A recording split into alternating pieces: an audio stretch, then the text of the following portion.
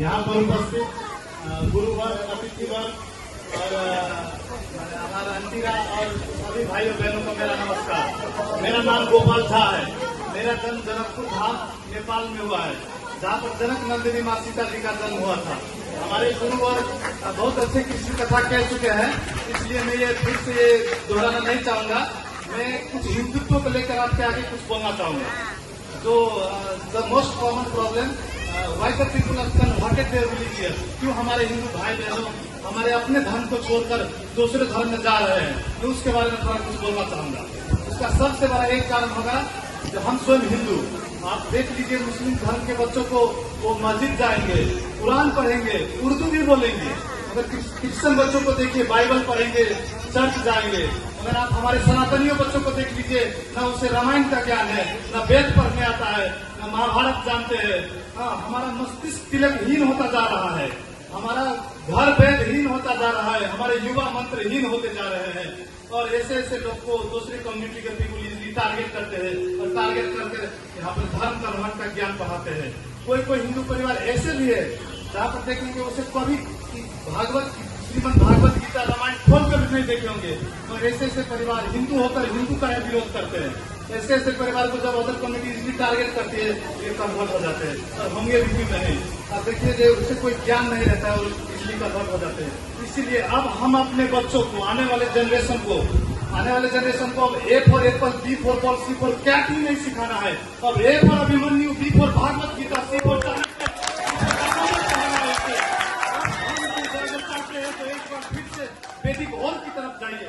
और हमारे समाज की दूसरा समस्या, वो हिंदू होकर हिंदू का विरोध करना। आप देखेंगे बाजार में हिजड़े वो नहीं होते हैं जो साड़ी पहन कर नाचते हैं, हिजड़े वो भी होते हैं जो हिंदू होकर हिंदू का विरोध करते हैं। हम हिंदू है, हमारा कर्तव्य है। और एक हिंदू जब दुख में, समस्या में हो तो हम उसके आगे छाती लेकर ठाड़ रहे। भाई का कर्तव्य है भाई के सामने ठाड़ होना, ना कि उसे समस्या में ज्ञान देना। उसका हमारा तीसरा कारण है जातिवाद। आप देखे होंगे जातिवाद, कोई हमारे धर्म में कोई बोलेगा हम ब्राह्मण है, कोई बोलेगा हम क्षत्रिय है, हम वैश्य है, हम शूद्र है। हम ही वो जनरेशन है। अब जातिवाद को अंत कीजिए, धर्मवाद की ओर बढ़िए। अब धर्म बड़ा है, कहते हैं अनुरोध से ऊंची कभी छाती नहीं होती, धर्म से बड़ी कोई जाति नहीं होती।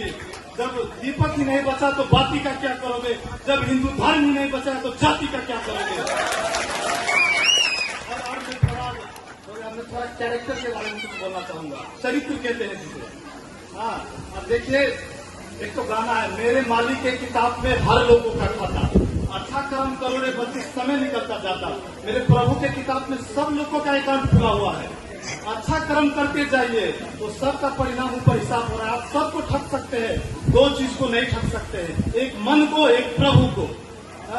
आप देखेंगे, आप देखे होंगे कि कहते हैं कि अगर संपत्ति गई तो कुछ नहीं गया, अगर आपका स्वास्थ्य गया तो थोड़ा कुछ गया, अगर आपकी चरित्र चली गई तो सब कुछ चला गया। इसलिए चरित्र बचा के रखें। ये तो गरुड़ पुराण का एक कर्तव्य है। ये कलयुग का दो सत्य है, जिसका जन्म हुआ है उसका मृत्यु अवश्य होगा, और जो जैसा कर्म करेगा उसका फल उसको ऐसा ही मिलेगा।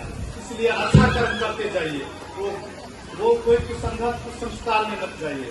और मैं जैसे कहना चाहूंगा, रामायण में भगवान राम और रावण में सबसे ज्यादा शक्तिशाली कौन था? रावण था। Ravan had the lots of power.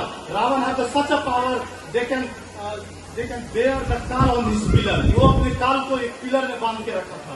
मालूम है आप लोगों को, no one can die in Ravan kingdom without the Ravan permission. Ravan के पास ऐसा शक्ति था जो कोई नहीं मर सकता था विदाउट रावण के परमिशन के बिना।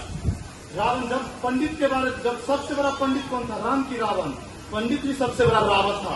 कहते हैं मुझसे बड़ा पंडित न कोई, न मुझसे बड़ा योद्धा इस संसार में आया, मैं ही वो रावण हूँ जिसने अपने 10 सर पर काट के श्री शंकर को चढ़ाया। ऐसे पावरफुल थे रावण। मगर उसके बाद भी जीत श्री राम की हुई। क्यों हुई?